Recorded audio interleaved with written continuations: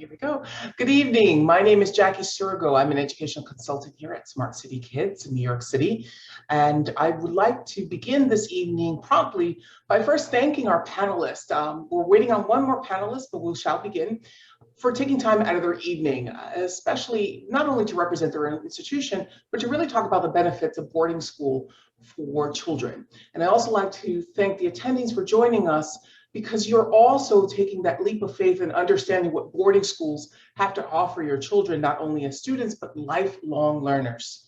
And so just a couple housekeeping rules. Any questions that the audience would like the panelists to answer, I kindly ask that you please put them in the Q&A, and we'll do our very best to get to them.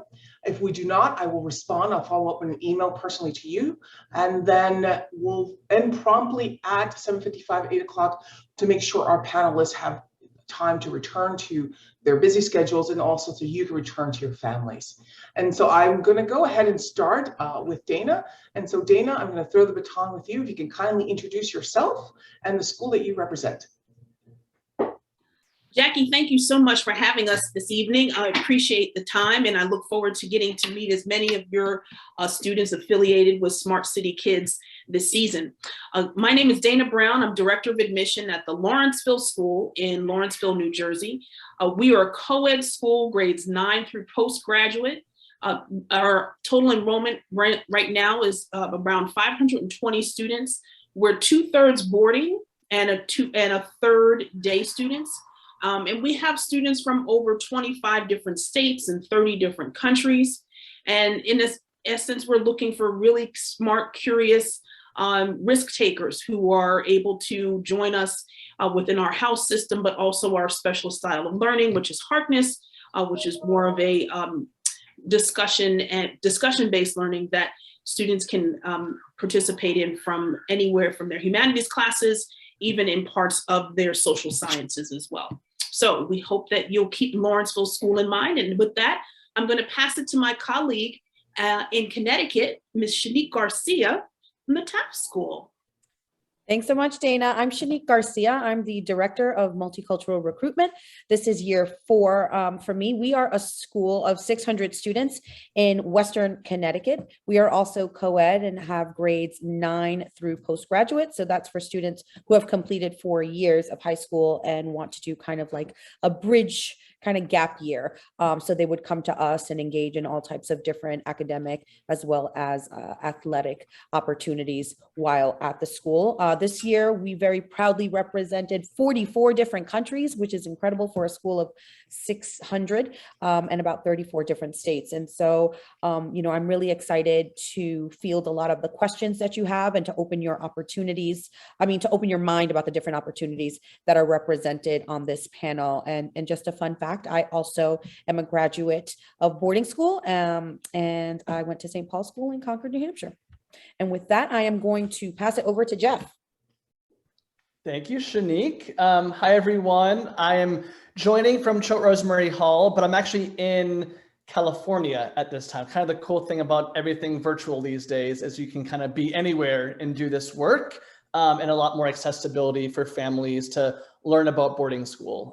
Even without having stepping foot on our campuses, you can join from the comfort of your own home right now, and learn a lot about what our schools do and what we can provide for students and families.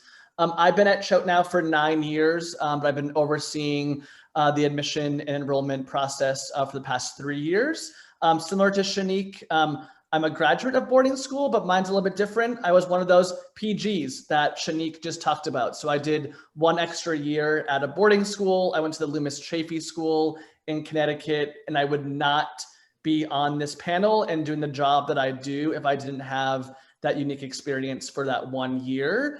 But what I will say to all of you as you consider your high school options is don't do it like I did and wait 4 years too late. Do it right away, because even 4 years, in my opinion, is not enough at any of these great schools that you might be looking at. Choate is located in Wallingford, Connecticut. We are about 15 minutes north of New Haven, about an hour and 40 minutes north of the city. We are a school of 860 students, so a little bit of a larger school, 75% boarding, 25% day.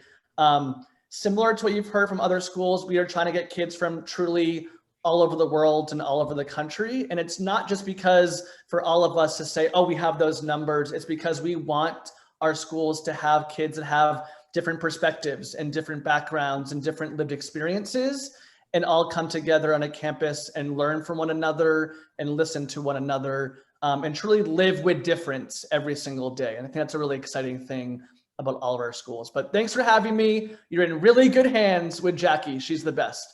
I'm going to pass it over to Marvin. Well, hello, everyone. My name is Marvin Garcia. I'm the Director of Financial Aid at Northfield Mount Hermon. And this is my first year at Northfield. I came from a school in Pennsylvania where I also graduated as a boarding student many years ago. Lovely to be up in Western Massachusetts, enjoying the nice weather now. Northfield Mount Hermon is a school of 650 students, co-ed, grades 9 through PG. There are many great things about the school. One of them that I really enjoyed was the inclusivity and the diversity that we are enjoying, and the fact that we embrace it and we look for it. So we are represented by 59 different countries on campus and about 33 different states. So we love bringing a lot of different perspectives to campus. Then distinctive programs that we talk about: the Partnership of 12, the work program, the College Model Academic Program. And there are several capstone programs available for students, and then the diversity and social justice courses available as well. I'm still learning the community, but it has been a really great first year for me and my family. So I'm here to converse with you guys about what NMH has to offer, and looking forward to having the conversation with you guys. Thank you. Thank you all. And so just a gentle reminder is that I ask parents and participants to please enter your questions in the Q&A. We'll do our best to get to them. So I'm going to go ahead and start with one that I received. So one question that I have from a parent is, with so many wonderful options, what should a parent look for when they begin to research boarding schools for their children?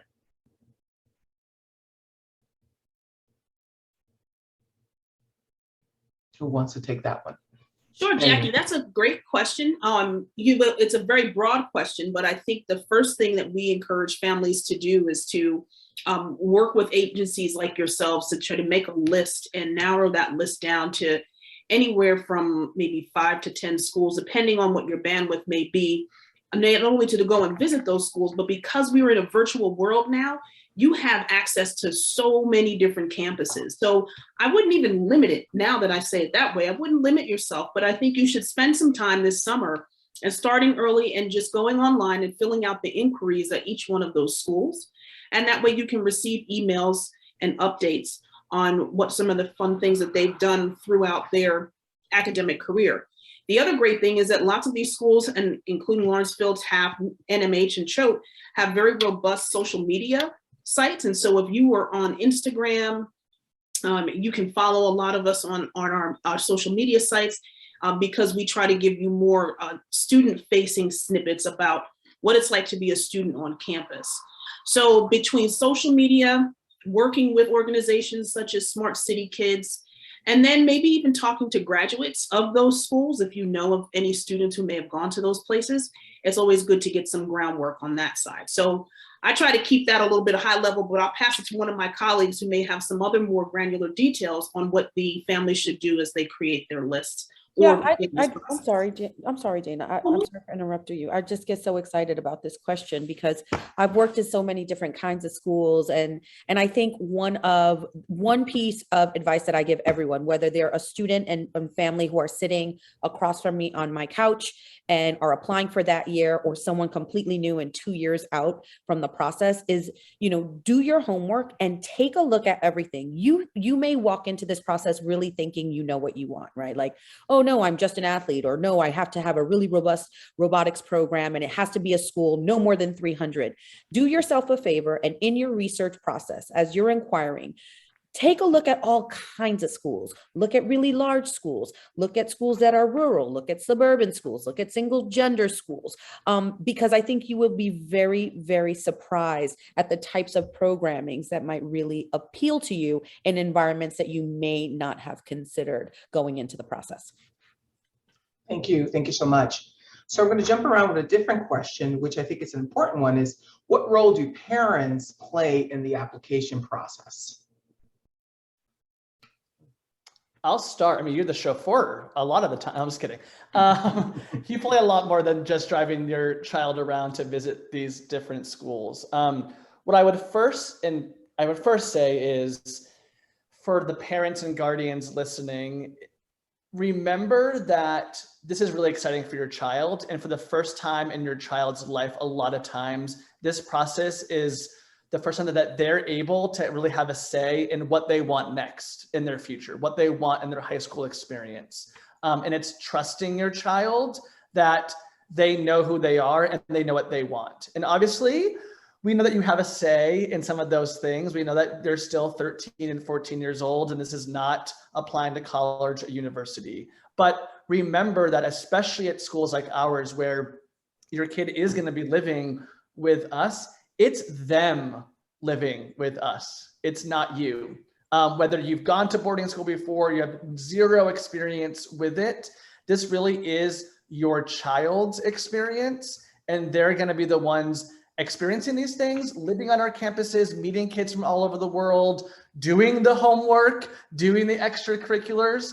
So they have to be happy and comfortable wherever they decide to apply and wherever they decide to ultimately attend, right? Because you might be happy with a choice, but if your kid's not happy, that experience isn't going to be fruitful. So as Shanique said before, like, a good thing is to open up that search at first, because you never know what your child may be interested in. I would also say it's pushing your child to remember that who they are right now as a 13-year-old is very different than who they're going to be as an 18-year-old graduating, right? So it is hard to picture that, but don't choose a school based on what their experience is going to be right away.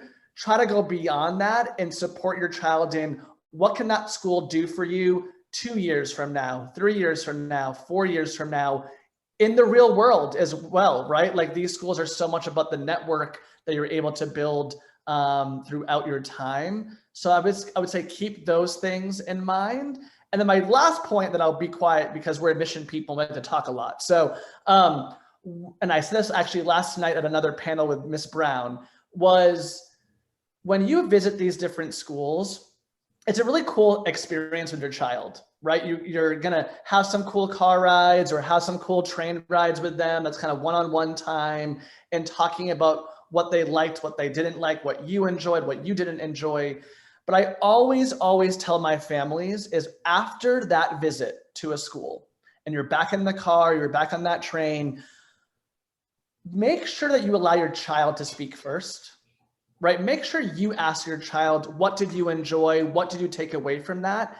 Because if you start in right away and have all your opinions, your child might be like, "Ooh, I actually thought a little bit differently, but I don't know if I want to say it anymore because, like, my mom actually really liked that about that school," right?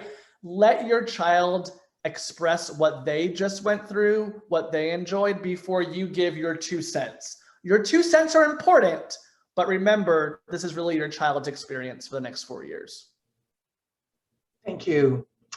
Another question is, what type of qualities, both as a learner and a person, are boarding schools looking for in their prospective students? I don't know if Marvin, you want to? Yes, I'll take a shot at it. I think at the end of the day, we want someone who's going to be open to new experiences, someone who's excited about being at the place where you are, and just wanting to take a shot at different things. Maybe you've never tried something before, and you just experience it for the first time. So, of course, we all want smart kids. We all want kids that are able to behave themselves. But at the end of the day, we want somebody who's definitely going to take a stab at trying something new, being open to new experiences, and also wanting to be in an environment that's open and broad, like inclusive. So we want those individual students who just have an open mind and are ready to just take it all in. Thank you. I have another question. Can you share what, if any, changes have occurred in the admissions landscape since COVID? What has not changed should be the question. Like, there's so many, I mean, I was just having a conversation with some students who were over having dinner with me right before this, and we were talking about the difference of last year when it was like our most the strictest protocols with testing and kind of how we've evolved to live with COVID. I would say for most of the schools, one of the big things that has absolutely changed or become more flexible is likely SSAT admission testing. Some of the schools have gone test optional. Some have gone test. I mean, they have all different ways. I mean, SSATs are still a requirement for some schools, but that is a question that you should ask. Protocols as far as dorm life. Last year, I remember at the start of the year, we had really, really strict protocols about the volume of students in rooms, what kinds of things they were able to do, restricting them to campus and being unable to kind of leave campus and go into town. Those things have really lifted. So I think one of the things that we have absolutely learned, and I speak, I think, for all of our schools, is that we now have, knock on wood, have lived through the worst case scenario. Right. And so we know what to do and we are prepared. And we are not just prepared as administrators, but our students are prepared. They know what to expect and they know the good that comes of it when they follow through the protocol, and they know the bad that may come through it.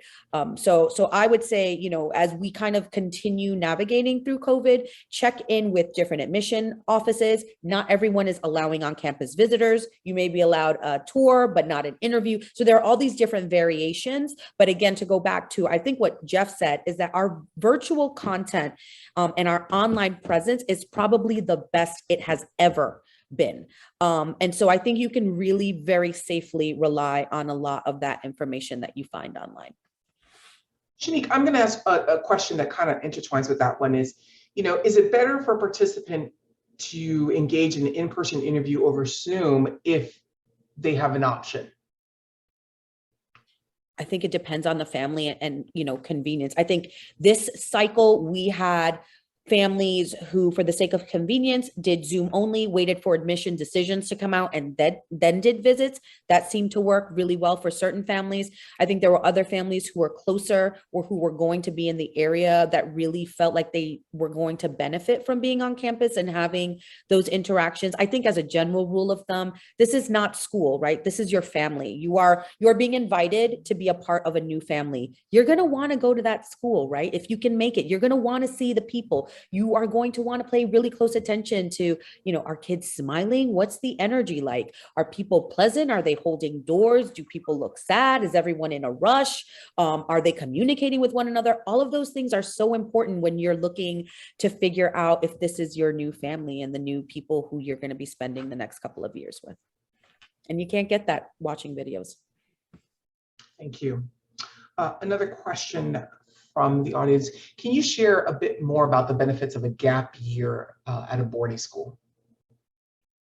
I know, Jeff, I don't know if you want to take that on since you shared with the audience that you did a gap year. So I would say boarding school, and I always say this, and people that have known me for like, it's not for everyone, right? Like I am quick to say that boarding school is not for every single family, but it's also that it's not for every family at just freshman year, right? Just in that 9th grade year. And that's why boarding schools have entry points all the way through, right? All of our schools admit kids in the 9th grade. We have 10th grade openings, we have 11th grade openings, and then we have PG openings, just because every kid's a little bit different. Every family is a little bit different. Some families say, I can't see my 13-year-old going off to boarding school as a 9th grader, while other families have sent their kids to boarding school since 7th grade at a junior boarding school. Some kids didn't even know about boarding school, then all of a sudden they're introduced to it, but maybe it's not until 10th or 11th grade. So it really is about, one, your exposure to it, and also your comfortability. There is obviously nerves around it. It's okay to be scared by it. And it's all about you and your personal background and what's going to make you the best student at one of our schools. So you have to kind of decide as a family, and working with someone like Jackie, but also working with people like us. Like, yes, we're evaluating you, but so many times, like, we play counselor as well during our interviews as to what makes sense for you as a student, what makes sense for you as a family. For a PG year or like a gap year before college, some kids will do an actual gap year and they'll go off and do community service somewhere. They'll do an internship around the world. But for our boarding schools, offering that PG year is incredible experience where you can get so much out of that 1 year, right? Critical thinking skills, organization, another year of maturity, learning how to actually study. That's what I learned in my PG year, like sitting in front of the TV when I was at my public school and doing my homework was actually not studying. And when I had study hall hours at a boarding school, I learned actually those real skills. How to actually be part of discussion-based learning, how to actually interact with students that are completely different from myself. So there's so many benefits to it. And I also say delaying the real world is not a bad thing. Delay, delay, delay, stay in school as long as you can. So an extra year of high school is not the worst thing. It's only going to prepare you well for when you're a freshman in college. So I'm a huge advocate of a PG year or a repeat year or whatever it might be.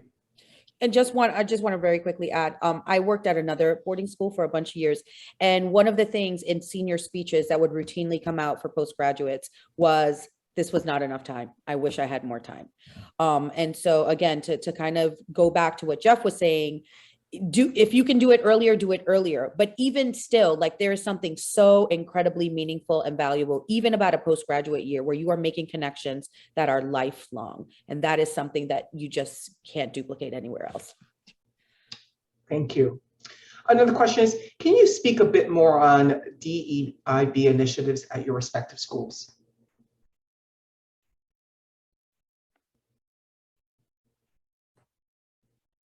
I'll start with just in terms of how we have transformed a lot of the work that has been done in the past and it responded to several of the outcomes of 2020, right before we, the May of 2020 gave us all a moment to sit back and really wake up, honestly. I mean, I think that's what you started to see. And now that has shifted into daily practice. It was certainly there, but I think it was magnified in a way. So our DEI practices would include professional development, also includes elective classes for students around belonging and becoming and building an inclusive environment.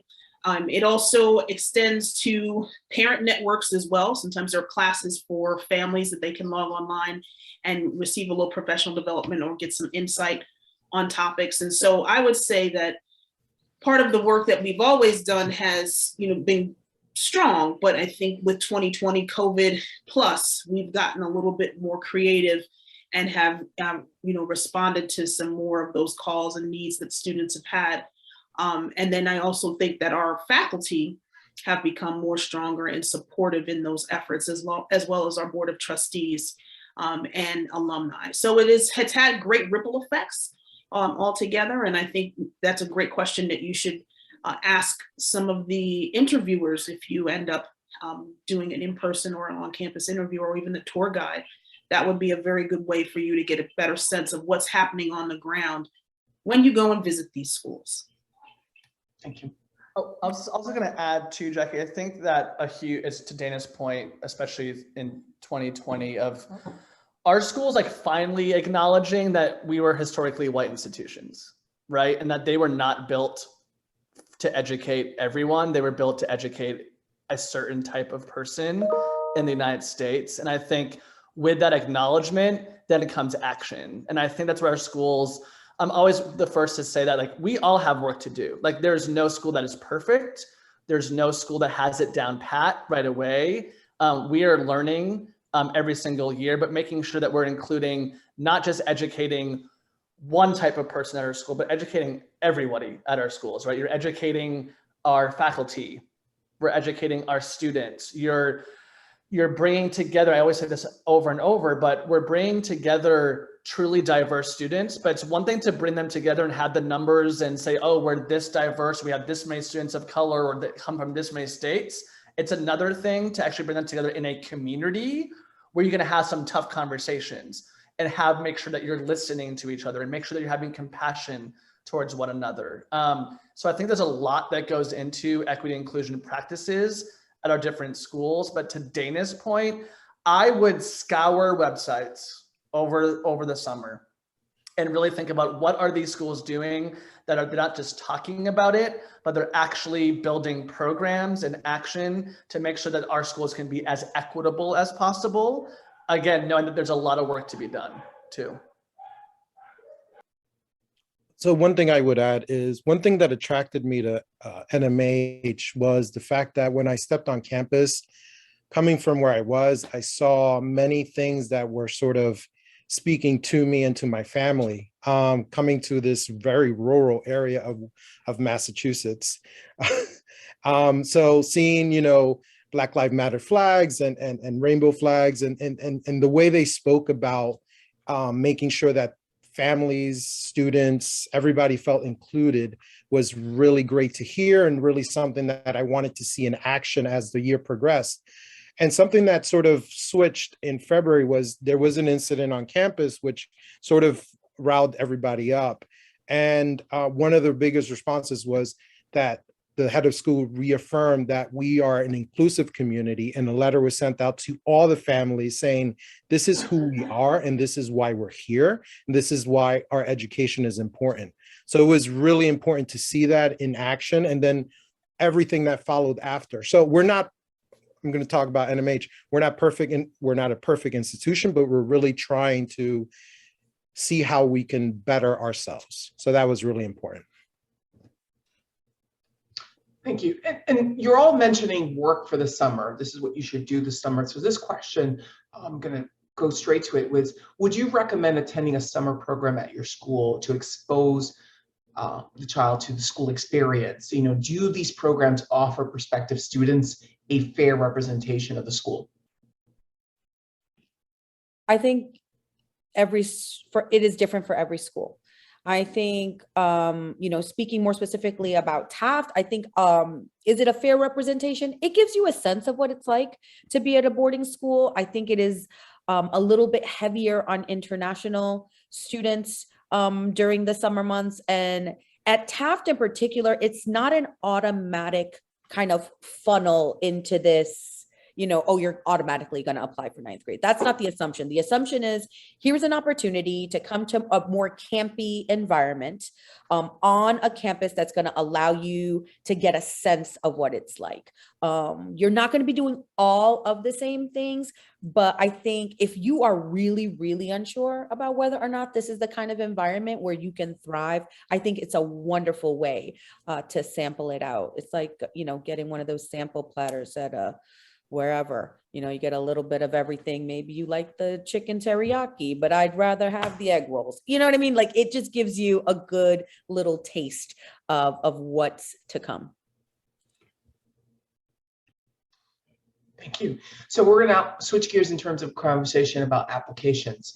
I think it was slightly answered, but I think they want more specificity in terms of the actual application. Has COVID impacted your applications? Like, has it changed the way it's written, the structures and the expectations? I can start. I think it's made us think differently, for sure. Like, I think the application when it was 9 years ago isn't the same as what it looks like right now in many different ways. I think Shanique brought up the point of testing and how is testing viewed. That's going to be different from every school. There's different philosophies around what that means. What I will say, and I think I'm safe to say this in at least this Zoom room with these wonderful schools, is that whether it's optional or required, it's never the main part of our application. It just is not, right? It's just, there's so much more to a 13-year-old and 14-year-old or however old you are applying to one of these schools that we take into consideration, right? Like, whether you submit a test or not, a test can't tell me how you're going to be in the dorm. Can't tell me how you're gonna interact in the classroom. Can't tell me how you're gonna interact with friends at the dining hall. What are you gonna do in the weekends? And that's what so much about our schools are all about, right? It's not just who's the smartest and who's the best. It's about who's gonna be really good community members. They're gonna look out after their peers. They're gonna be leaders in our classrooms. They're gonna push conversations forward and whatever those conversations may be. So I think that it's really important to like really get rid of that myth that the test is the only thing that these highly selective schools or boarding schools in general care about. It's just not true at all. I think that COVID has allowed us to really think about how are kids engaging with their communities in their current communities, but also for us taking consideration what opportunities do families have and students have. Some kids have opportunities to take the piano lessons and do the violin and do the club soccer and do the play, you know, all in 1 week. Some schools don't offer that to some kids. Some schools have a lot of clubs, other schools don't. So what we're thinking a lot about is how are you engaging with what is offered in your situation, in your school, in your community. I think COVID has really made us think critically about that. I think we've probably changed essay questions around resiliency, around equity inclusion, around compassion, around open-mindedness. That may not have been the case beforehand. And then I would say that, you know, we're depending on how we interview, right? Some schools are in person, some schools are Zoom, some schools are both. That's changed a little bit. And then lastly, not to scare everyone, but boarding schools have become more popular, right? Like we're seeing more and more applications. We're seeing families and students really consider boarding school more than they ever have before. To Shanique's point, we were open during COVID, right? Like we were able to have full on experiences that so many schools were not able to have. But with that comes an excitement, which is awesome for us, an excitement around boarding school. That also means that you should be looking at more than just 1 or 2 schools because a lot of our schools, at least in this room, I know for sure are getting more and more competitive. That's not to scare people, it's just more to be honest. Thank you. And Jackie, may I add something to the summer programs piece too? Depending on where families are in their process, you know, some summer schools are or may not be available for the upcoming season. You know, usually that process starts in November for those who might be looking for entry in the summertime, depending on each one of the schools. But the free things that you can do, because I'm always looking for a summer school hack, you can go online to the course of study catalog for the 9th grade of some of the schools that you're interested in and take a look at the books they're reading in English class and just read some of those titles. Get it on Audible, use your library card, Amazon, whatever it is, but reading is so important. If you can't have the full experience, then pick up a book this summer and read. That is probably the best thing you can do during your spare time, beyond the required reading that your school may give you. If you're serious about these boarding schools, get creative. Your summer school hack, figure out what they're putting down at NMH and reading for their English literature class. Toni Morrison's Sula is always read here. The Odyssey is always read in most of our schools, but try to do some of that work to get ahead, but also maybe have you can use that to answer a question that we may ask you if you interview with us in the fall. So there you go, just read. Thank you, Dana. More of a minutia question, but the question here is, what's the difference between SEO and gateway to prep schools, and is there an advantage if go through one portal over the other?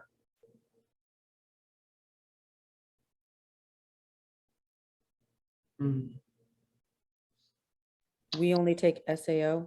Do Only y'all take SAO. SAO and gateway? We only take gateway.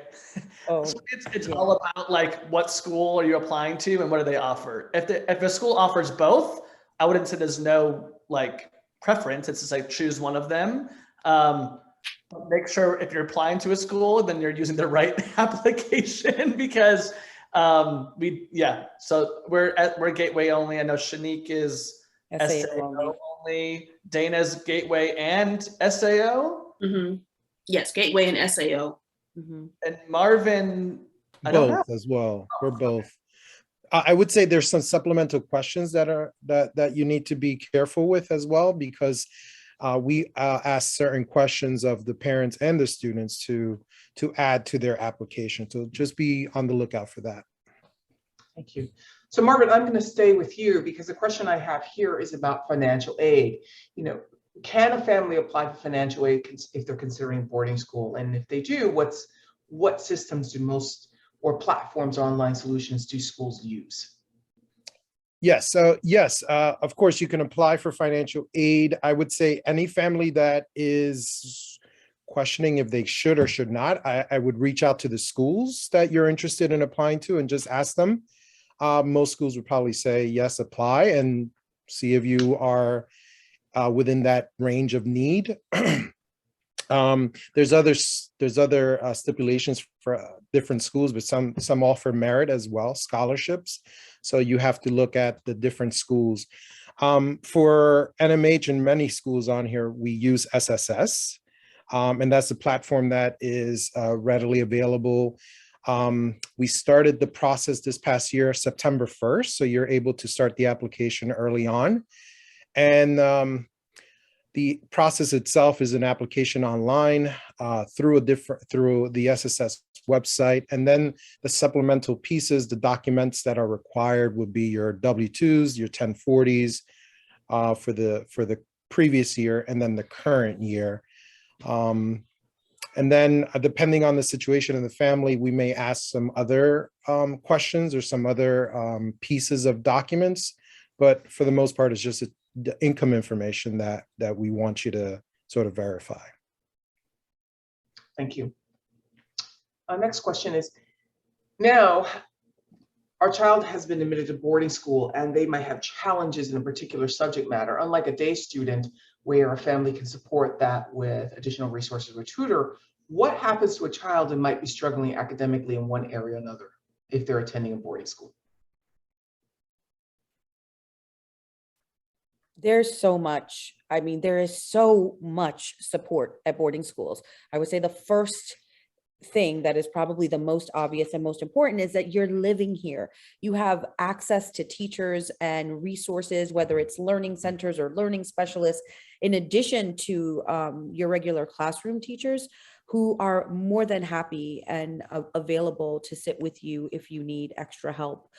You have students who are all coming. Remember, you're probably going to be the smartest kid from your school, and everyone who's at your boarding school will have been one of the top students at their schools. So there are wonderful peer mentor and peer tutoring resources as well. I know most schools will meet or do some type of gathering where there are discussions about kids who might be in some type of academic jeopardy. And there's a lot of strategizing that goes into figuring out how to provide the appropriate resources to get those students back up and kind of, you know, in a better space to be able to function and perform in the way that we know they're capable of. So there are nothing but resources. I would also say one of the things that we look for, we want kids to learn to advocate for themselves when they get here. But again, we understand that not everyone is going to feel great about doing that. Not everyone is used to doing that. And so we give kids a little bit of time to try to figure it out. And if we realize they are not kind of responding and able to self-advocate, then we very quickly intervene because, you know, we want kids to be successful. We admit kids because we know that they can be successful, and we want to provide them with the resources to do just that. And when you talk about the successful kid, that leads me to ask this question. What is the type of student that is not a good fit for a boarding school?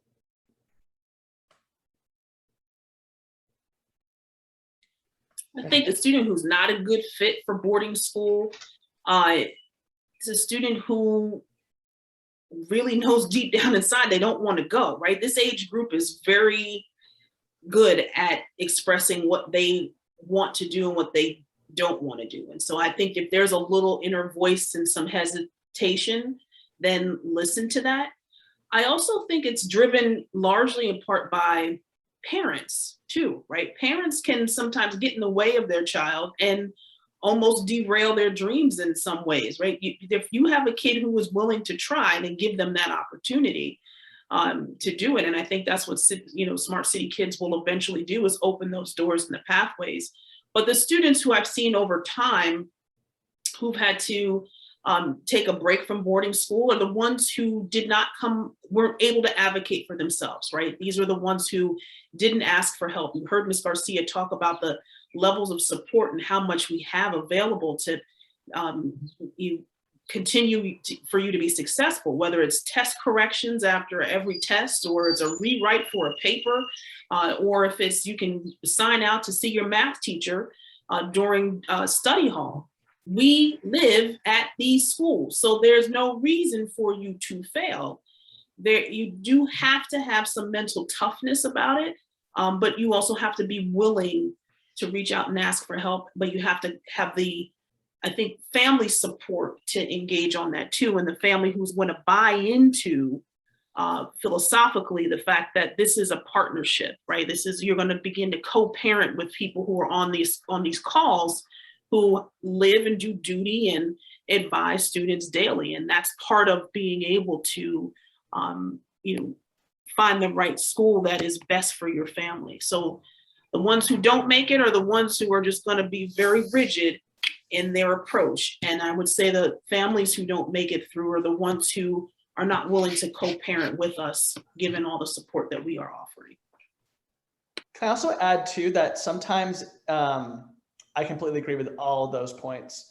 I would also add as well, like sometimes it's not about was boarding school the right fit, but what school did you choose and were you forced to choose that as well, right? Because families can get in the situation of I'm choosing it because of name, or I'm choosing it because of prestige, or what the bumper sticker might say. And I can sit here right now, right? I'm privileged at a place like Choate Rosemary Hall, but Choate is not for everyone. For sure, it's not for everybody. And it has to be about what is the best fit for your child, not what you can say at a cocktail hour, or not what you can say in the pickup line at your school, or not what you can say at other places, right? Because it's not about that. It's all about, is your kid going to be happy and excited and comfortable? And yes, have some growing pains and be challenged, and have some times where it's not going to be that easy, of course, like that is life, but you have to make sure you're making the right choice for your child, not for you, parent. If that makes sense. It does. Sorry. Thank you. No, it absolutely does. And I think that's the question that families and children and students need to ask is, are we ready for that gut feeling in 9th grade, or does it make sense for 10th grade? So with that, can you talk a little bit about 9th grade entry versus 10th grade entry? Is that a different application process, that a different experience?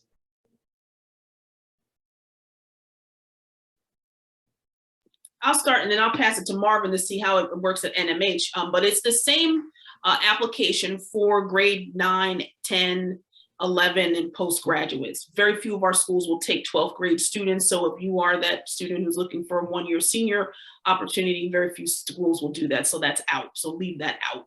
I would say for grade 10 and grade 9 and 10, it varies at each school, because every one of our schools has different entry. Well, we all have different sizes of entry, spaces and beds available for grade 9 and grade 10. And so I think part of what you should consider doing during your interview, if you are a student that's currently in grade 9, but you're not sure if you should go 9 or reclassify as grade 9, that's another topic that we can talk about. A reclassification sometimes helps, which means you would repeat the grade, but you're not repeating it in the way that is saying you're being held back. You are giving yourself another year to mature, to engage in the curriculum, to build friendships, especially if you're a little bit of a late bloomer in some ways, or if you're a student who is in grade 10 and you're able to do an additional year. I always love that for those students, because the college process starts as soon as grade 11 hits, and it's very hard for new 11th grade students to enter into our schools unless they are truly hooked in some way, and hooked meaning athletics, I think.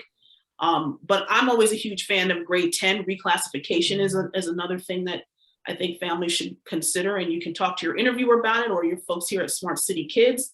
but it depends on each school and the number of beds that they have available. So Marvin, at NMH, how's 9 and 10 work for you?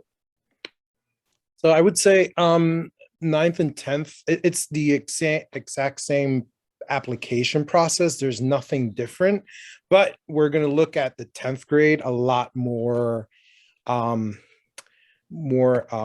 to see what they've done in 9th grade, to see what they've done in 8th grade. So we are going to sort of nitpick at each of the students applying to 10th and even 11th grade to make sure that they're going to fit right in as a 10th grader at NMH, as an 11th grader who's going to be looking at college in the next 2 years, because we want to make sure that they're ready, that they're prepared. So these are the conversations when we talk about reclassification. Maybe that's when we talk about it then, because that student may need that extra year to better prepare himself or herself for college. But the application is still the same. It's just as a review process, as an admissions committee process, we are just going to be making sure that the student is going to come in and just rock it. And so I think I'm going to take this as the last question, because it almost seems like a parent has an eager child to apply, but their question is, should my child head off to boarding school? When can I expect to see them, if ever? Never, they're ours. No, just kidding. Well, I mean, every school has different policies around that. Most of us, I mean, they're your children. We want you to come on a Wednesday afternoon or a Saturday afternoon to support athletic competitions and bring brownies and cookies. We want you to come and celebrate the birthday and bring a cake and, you know, have fun. And we don't want you to miss out on those opportunities. You know, we just ask that if it's an emergency, obviously you can pull them from classes, but we ask that when you visit that it doesn't kind of have any impact on their ability to participate in their obligations as students. But we absolutely welcome and encourage parents to be present, but also don't be upset if you're like, oh, I'm coming up this weekend. And Johnny's like, well, I have plans. You can't come.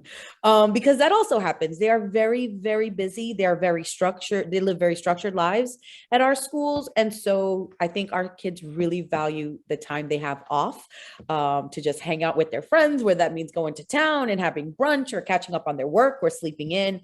And so sometimes that happens too. So I think something in between the constant visits and but I absolutely think we all want our families to feel like they are just as connected and just as much a part of these communities as their children. We do have very generous breaks. So the students are able to go home, and there's also these long weekends. So they leave Friday, come back Tuesday night. So there's a lot of time that they're going to be home as well. But yeah, if you want to come up and see them play a game or hang out, you're more than welcome to. Thank you. So on that note, I will look at each of our panelists and ask for some final words of wisdom that they can share with families as they embark this journey with them. So I'll start with Dana. Since I started with you, I'll start with you again. Words of wisdom, I would say keep an open mind and try to be on time, right? Keep an open mind and be on time, whether it's for your appointments and whether it's in person or by Zoom. Keep an open mind, but be on time. All right, I'm going to pass it to Marvin. Thank you. I would say ask questions. Students, parents, ask questions of all the different schools that you're going to be visiting, interested in. Because there are a lot of things that are new to you during this process. So just don't be afraid. We love to speak with you, and reach out to us.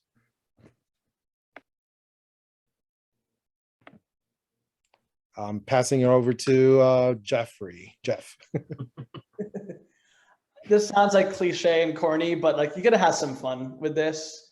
You're gonna learn, for students, you're gonna learn a lot about yourself and what you want and who you want to be and what's going to be the next cool step for you. So you should be really excited. There's so many options out there. It's like a kid in the candy store at this point. So have some fun with it, learn about yourself. But also for parents and guardians, like, you're going to learn a lot about yourself as well in this process and what you can handle and what you can't.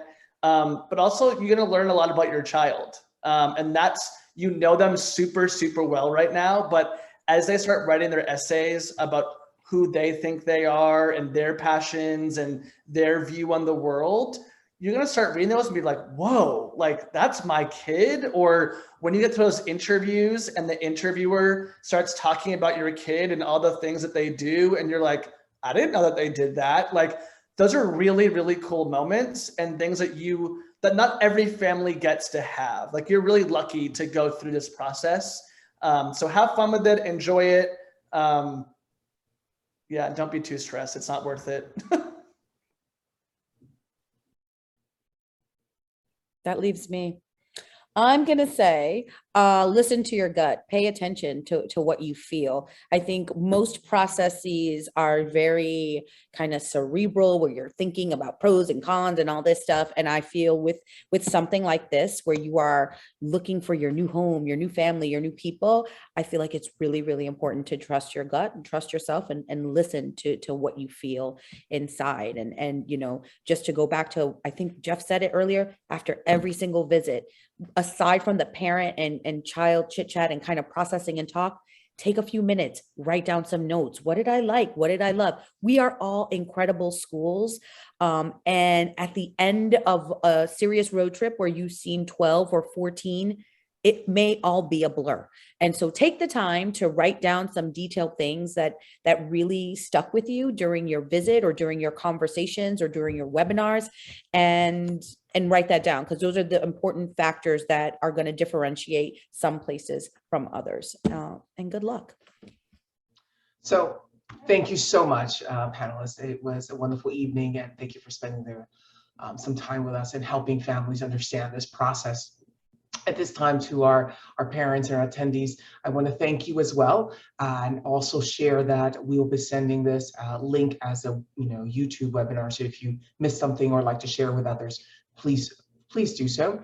And that I'd like to make a plug for It's Never Too Early. We have a college admissions talk, the benefits of women's colleges. We have representatives from Smith College in Mount Holyoke to talk about what it means to attend a women's college and some of the benefits behind it. So on that note, thank you all very much, and I wish you all a lovely evening. Thank you.